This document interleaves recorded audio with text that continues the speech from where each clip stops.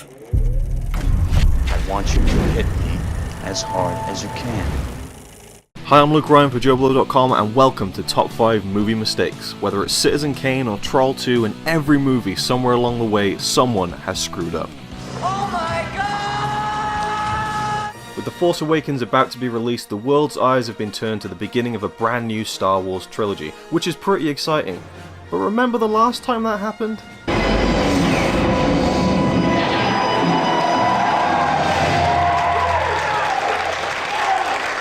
Hey, you guys.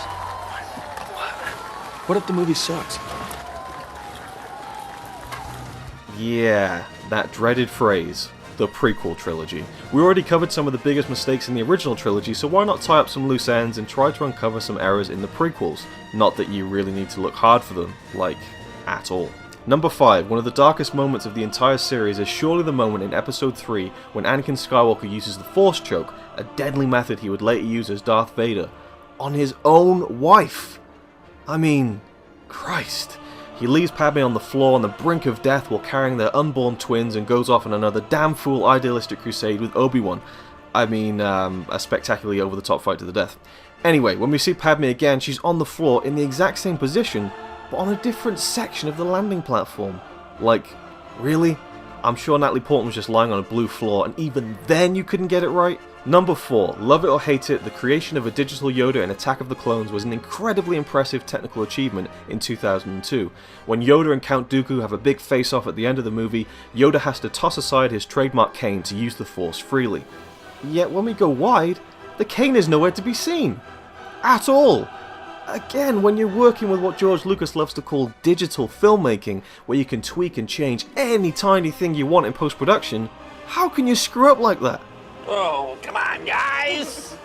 Number 3, one of my favourite moments in the prequel trilogy, yeah, that's right, I do have favourite moments, is when Mace Windu faces off with the Emperor in a lightsaber duel. I mean, just look at Ian McDiarmid's exquisite performance.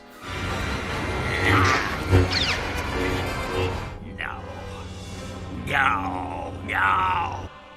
Brilliant. Anyway, Mace Windu scars the Emperor's face and Anakin lops his arm off and the Emperor kills him. Spoilers! And as you clearly saw, the window of Palpatine's office was destroyed. So why, oh why, is Anakin's reflection still visible when there's no glass? Well, because it isn't a reflection. Yeah, I mean, run the clip. I don't know how this mistake became a thing, but if you look at it, it's clear to me that the reflection-like shadow on the building isn't a reflection at all. So now we turn my confusion to the people who fabricate these so-called mistakes. Come on, I'm not buying that one.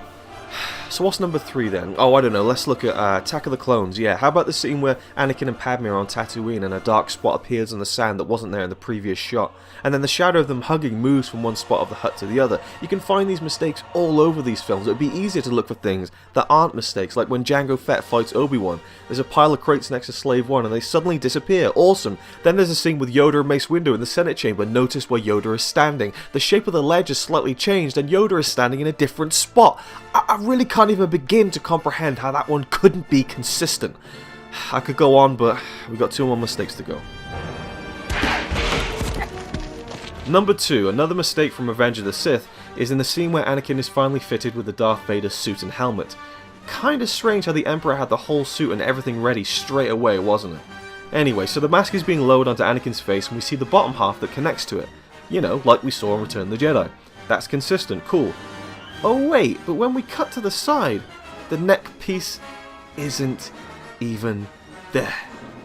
And how come Anakin was so badly burned that he lost all of his hair but not his eyelashes? Also, this isn't really a mistake, but who remembers the teaser trailer for Episode 3?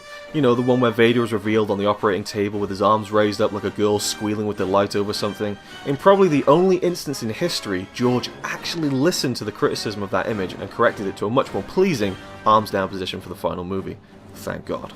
Number 1, so the films are littered with mistakes, riddled with them. There are just too many to mention, but the top spot for me has to go to something that has always bugged me. For starters, Obi-Wan's beard in Episode 2.